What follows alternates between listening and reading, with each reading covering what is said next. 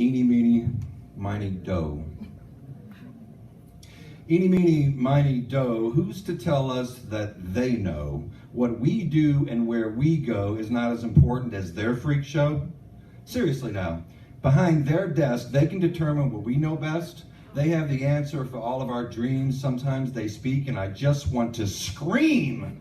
Corporate players of Mercedes-Benz, do they know who we are at all, my friends?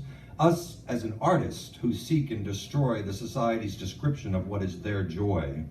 We struggle along every year after year hoping for table scraps to buy just a beer. They have the audacity to be smug and sneer. Heart Attack City is where they are near.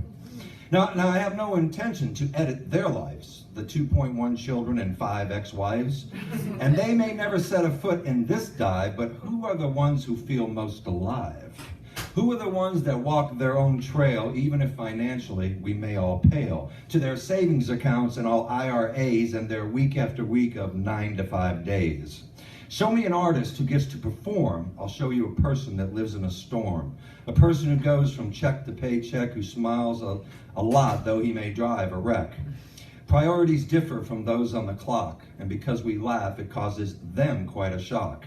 I've gone to an audition with a roll of pennies and fine-dined away at the local Denny's.